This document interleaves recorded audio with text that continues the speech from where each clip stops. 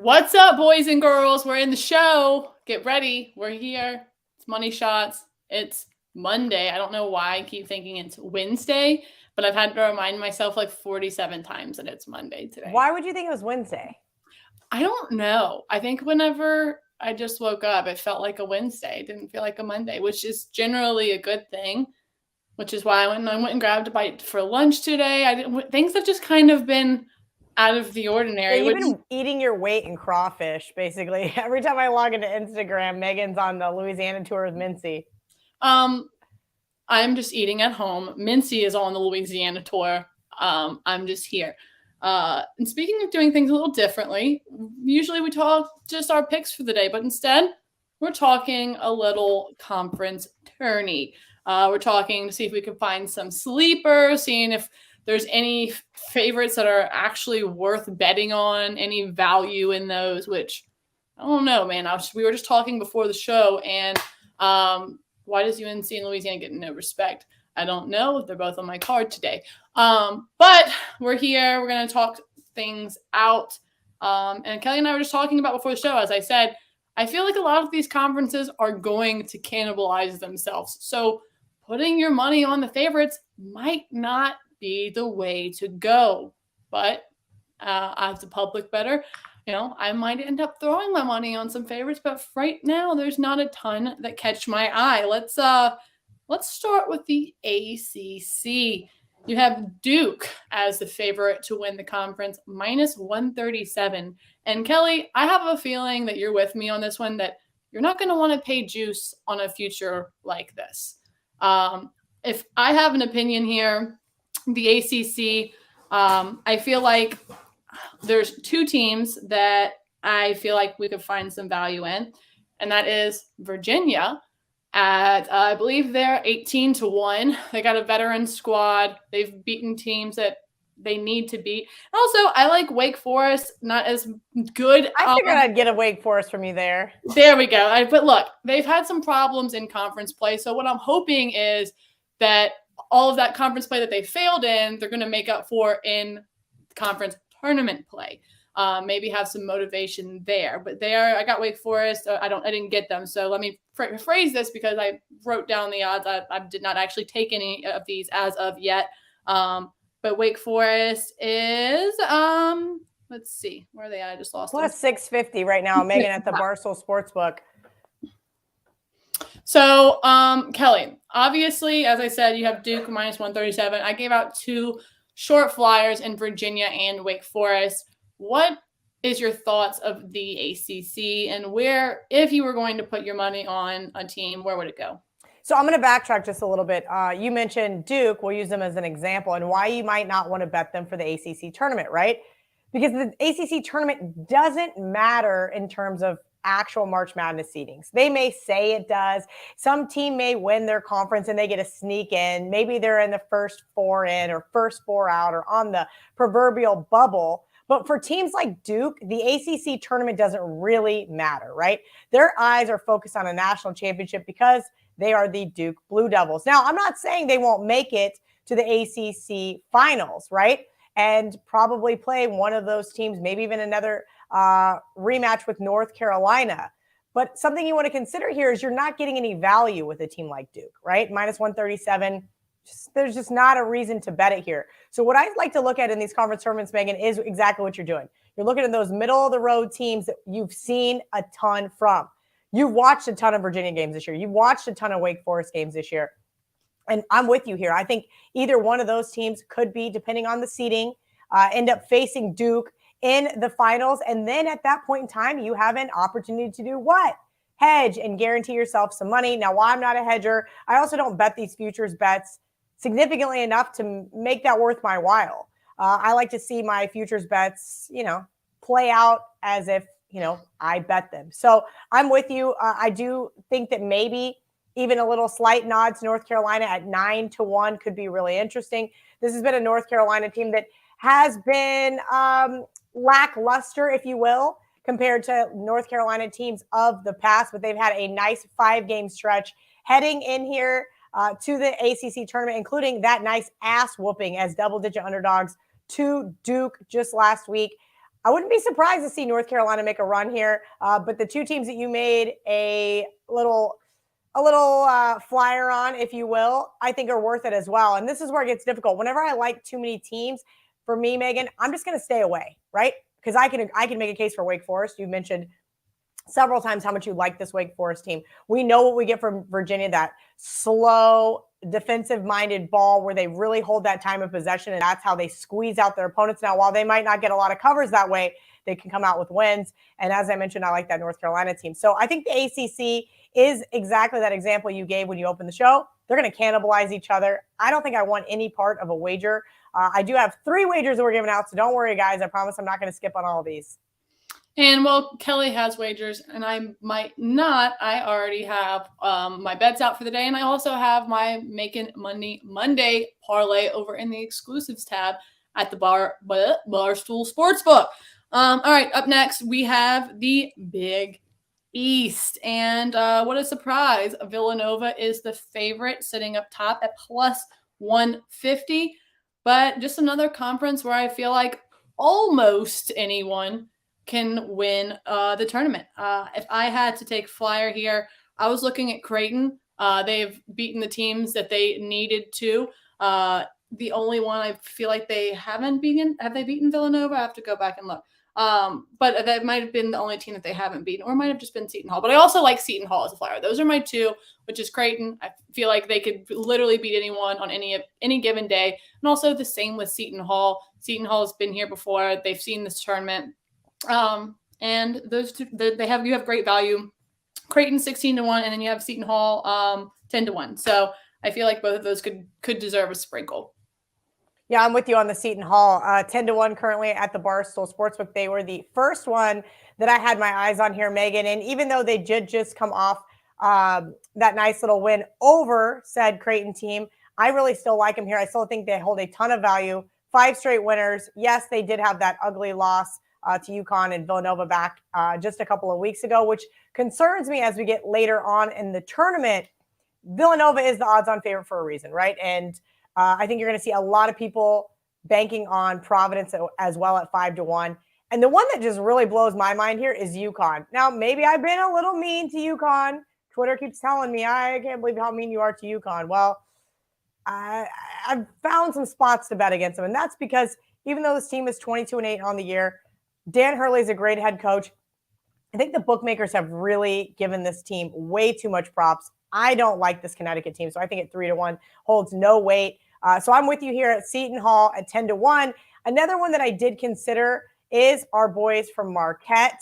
Now, my problem with this Marquette team is I think they peaked too early, Megan. I don't know if you remember that nice, I think it was an 8, maybe 7-game stretch back in January. For a while, making money with them and TCU during, I think it was during January. We were just hitting nonstop, and then they just kind of went. Yeah, and then they had that really ugly loss on the road to Providence at the end of January, and the wheels just kind of fell off. So unfortunately for Shaka Smart, I'm not going to be backing his team here. I'm with you. I think you take the 10-1 flyer on Seton Hall. As you mentioned, this team has been there before. I think the Big East is kind of more of a crapshoot than any of these conference tournaments because if you look at the odds, there are 8 teams under 20-1, and that's because the bookmakers are a little unsure themselves who has a shot to win this. I believe this one's going to be in New York City, so hopefully a lot of our Barstool MSG, baby. A lot of our Barstool employees are going to be there, our colleagues cheering on Seton Hall. I think they're going to get a nice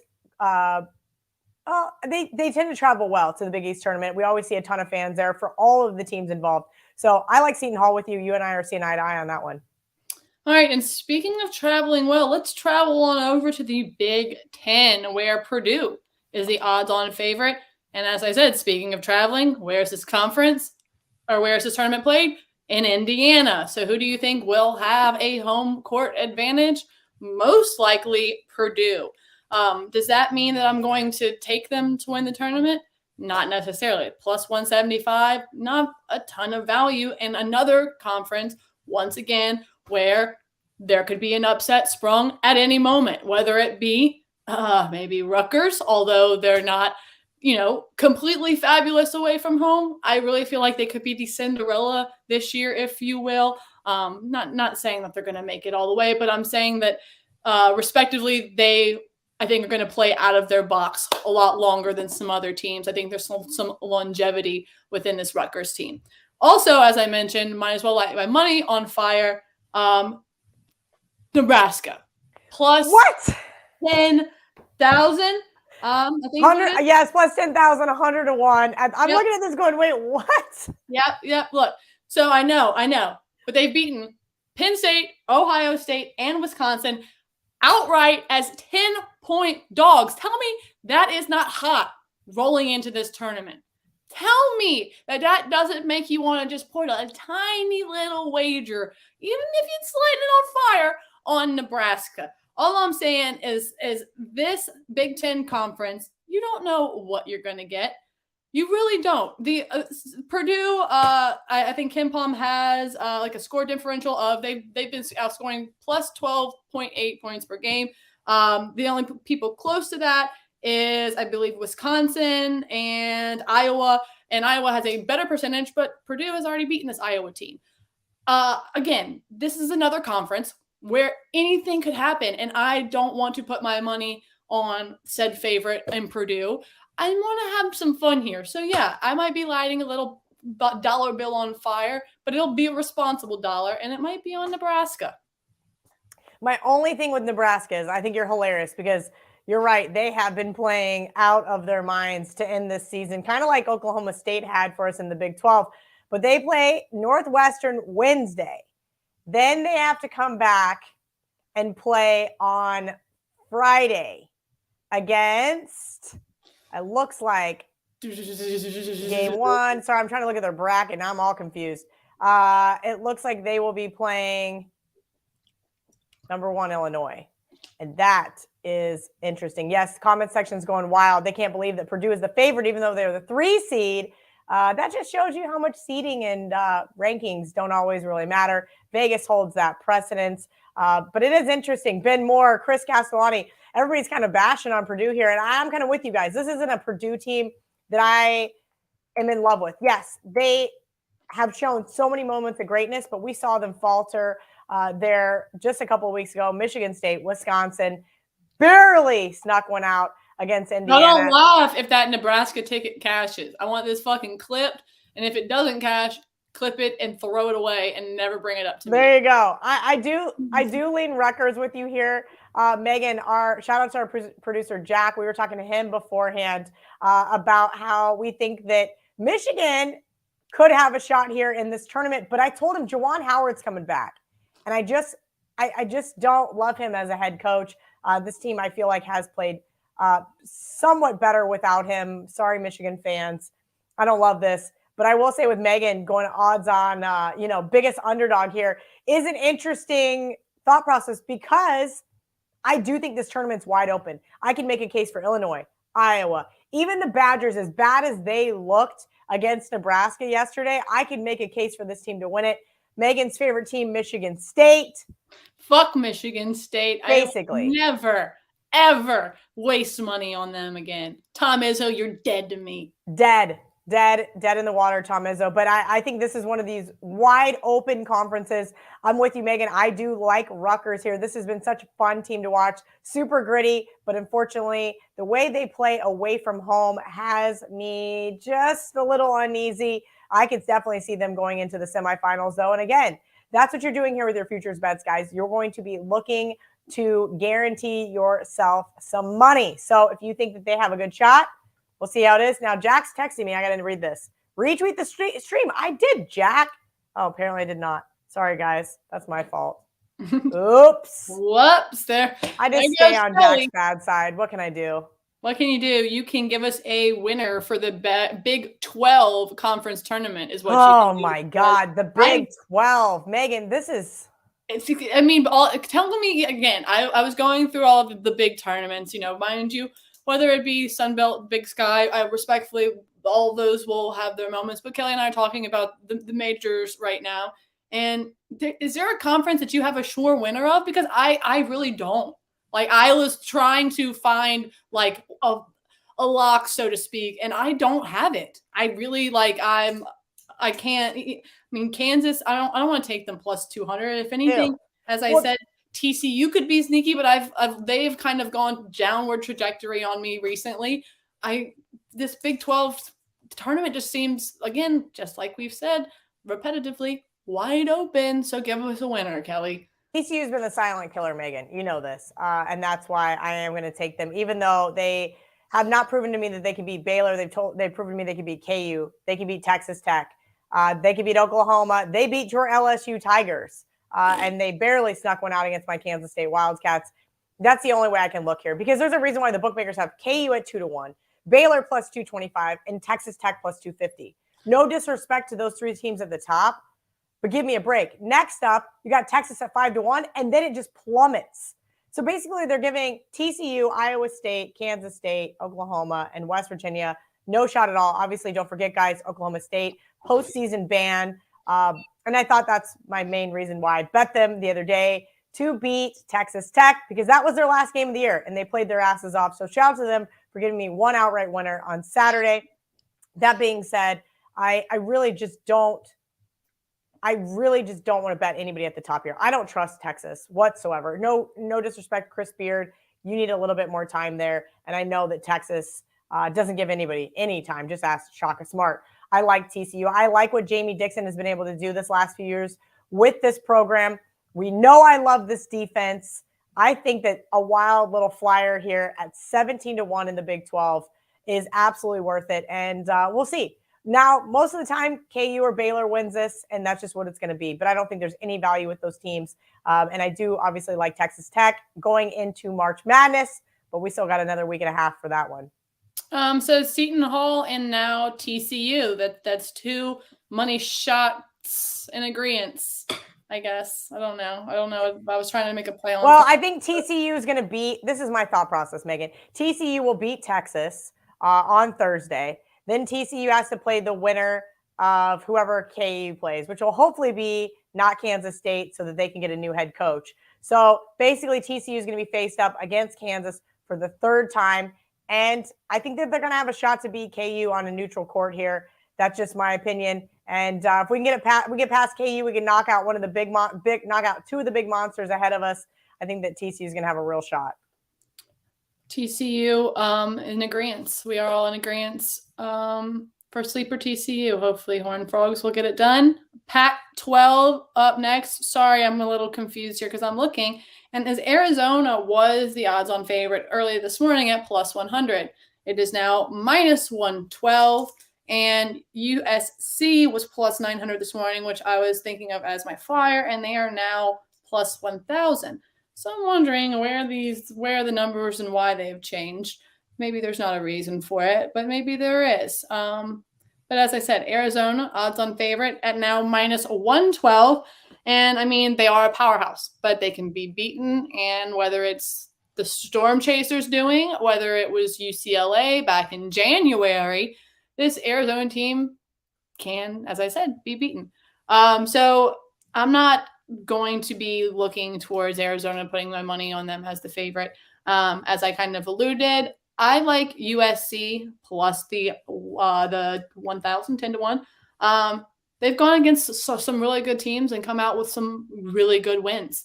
I think that they could definitely take the entire Pac-12, just depending on how everybody else wants to play. Just another, I mean, whether it's Arizona, UCLA, Oregon, USC, whether Colorado sneaks in there, another conference that could completely cannibalize themselves. But what do you think about the Pac-12, Cal? Well, as you remember, I kind of basically told the Pac-12 to fuck off in early January. I did bet against Arizona versus USC, and that was just a freaking bloodbath. So David Blattman got the last laugh on that one.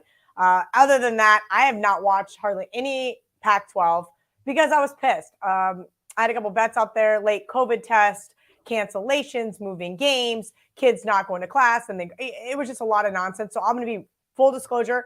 I've watched 2 Pac-12 games. I haven't watched very much either. It's usually past my bedtime. I'm usually asleep, and I'm asleep as well. So Pac-12, I wake up and I see if my account has gone up or my account has gone down, and then I never actually see how these teams play. I did watch Fair enough. And that's where I'm at with this team. I'm with Ben in our comments. He said USC has been trending down, and that's my one concern because I did have them circled.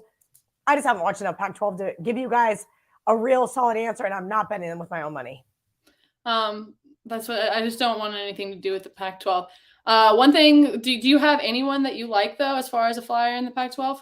I do not, Megan. I honestly didn't even look at this conference because it's just not You fair got to them try to all. sit down and break anything down. But I was listening to what you had to say about USC, and I thought you were correct. And then Ben Moore kind of jumped in, and I'm like, you know what? She's right. I would love to take a flyer here with this team, but I can't really trust them. Colorado here, currently plus 3,800. Just the bookmakers aren't even giving them a chance. They have been trending in the right direction. They've knocked off a few really great teams, mainly Arizona just a couple of weeks ago. I don't know if they can do it again. 38-1 though is really interesting. In the tank. I thought about it. I'm like, wow, if they can beat Arizona, they can beat anyone. But as I said, the Storm Chasers were there. The environment was fucking insane. Can that environment be replicated? I don't really think so, in my honest opinion. Maybe if it was, the final, they could get that kind of environment, but it's just, I don't think they're going to get up for the first game. Anyway, okay, on to a conference we know a little bit more about, and that is the SEC, baby. So you have Kentucky plus 150 as the odds-on favorite, which I get, but I kind of feel like Auburn should be the favorite. They're plus 200. They've been the more dominant team this year, IMO. But why would I put my money on Auburn or on Kentucky when I got the motherfucking LSU Tigers at 16-1? Not just them, but I also like A&M as a little flyer as well. I feel like they could be sneaky. But man, my LSU Tigers have 6 quad 1 wins.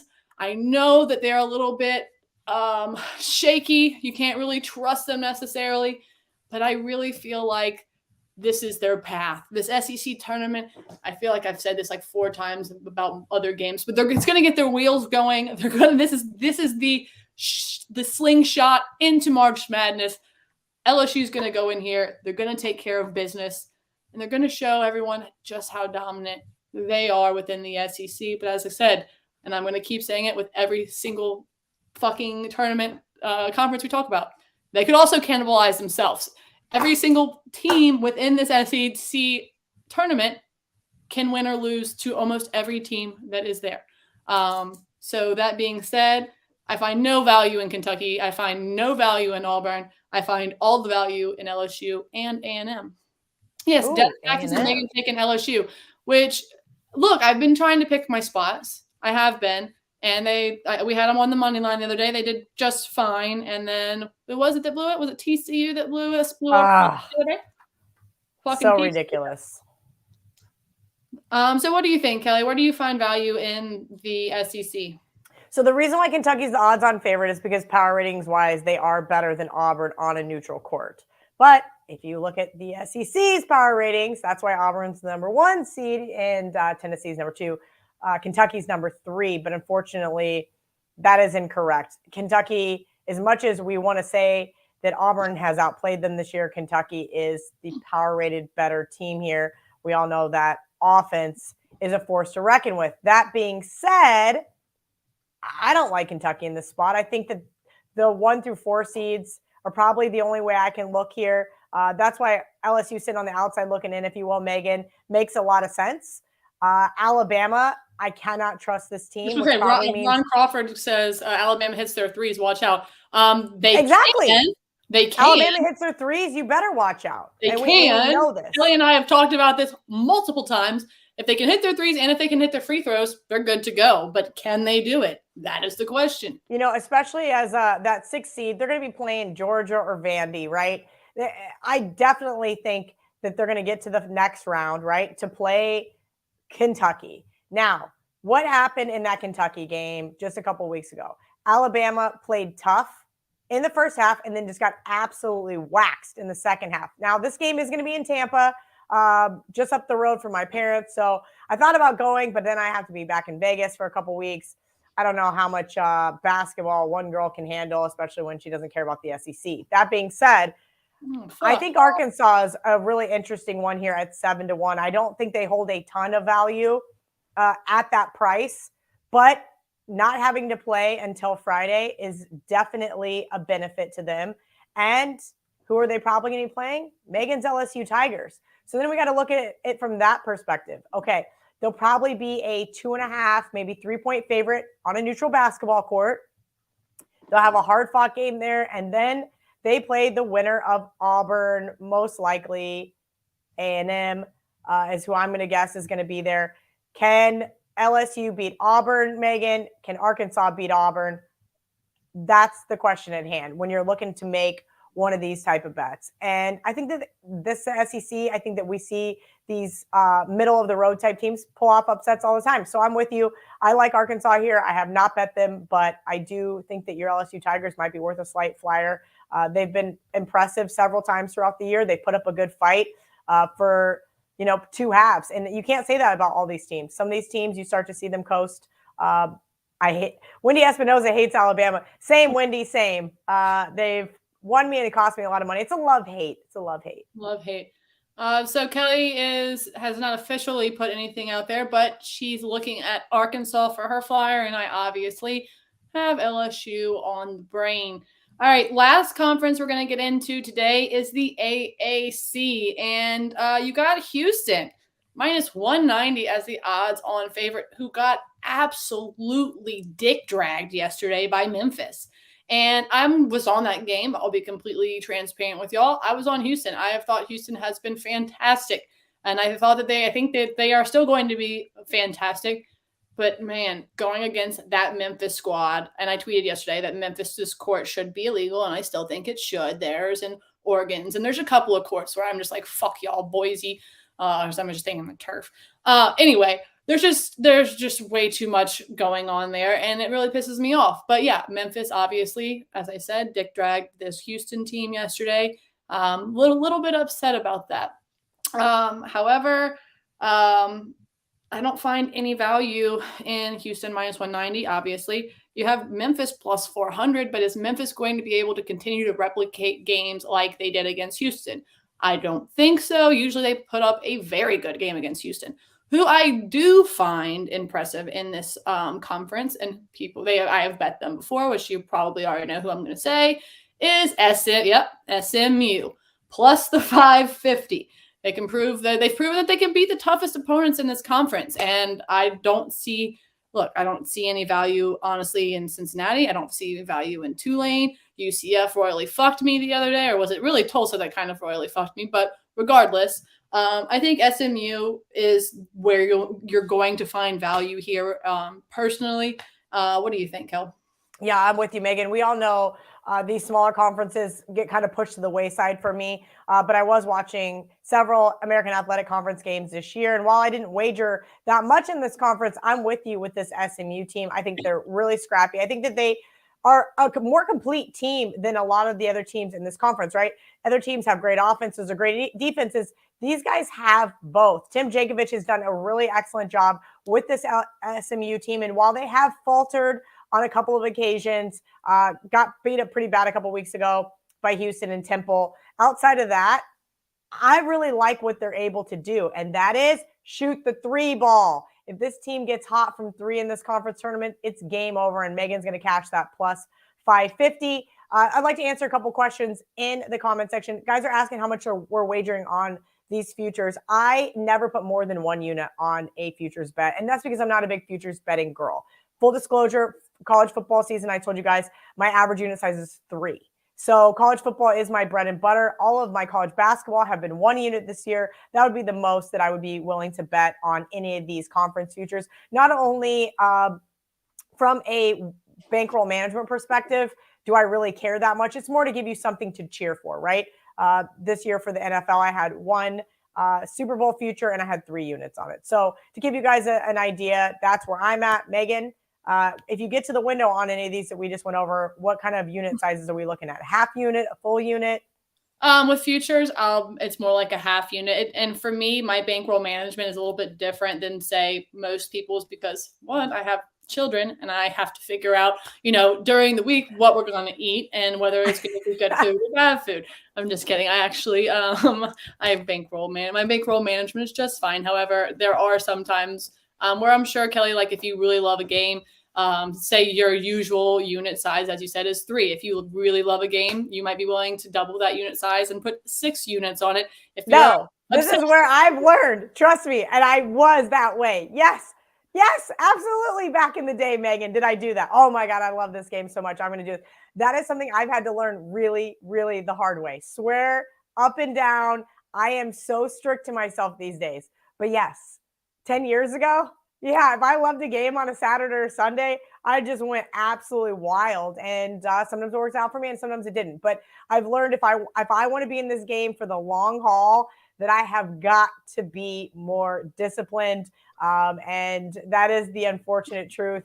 Kelly's middle name is plus EV. Don't ever forget it. Kelly's middle name is I never want to be broke ever again for the rest of my life. And so I have to stay really disciplined, whether that means in bankroll management or not going out and buying a G-Wagon just because I saw one on the side of the road earlier. I had to remind myself, like, there's just things in life you don't have to do. You don't have to have. You don't have to have. Okay. So, Kelly, you're with me on SMU as a flyer. So yeah, I think they're absolutely the right player. Like I said, Megan, I think that they're the most complete team in the AAC. Yeah, you can give a special nod to Memphis and Houston, but at plus 550, I think SMU is worth a little flyer here. So look, guys, Kelly and I didn't speak about any of these futures before today. Usually we kind of talk about our games, what we're putting out, but we didn't today. So just out of correlation, we both like SMU, TCU, and Seton Hall. Seton Hall. Yeah, Seton Hall was I am a little bit more on Creighton than Seton Hall, but I also like Seton Hall with that much value. All right, guys, that was today's edition of Money Shots. Again, this was all about value. If you want to go and bet the favorite, do so responsibly with your own money. And, of course, at the Barstool Sportsbook, we'll be back Wednesday, most likely going over the slate, and then back again Saturday morning, because this is what we do. We give you guys information, we give you guys picks, and then hopefully you can pander through it, find some winners, and obviously Kelly will help you with the bankroll management. I'll just sit here and try to make you laugh. We'll see y'all Wednesday.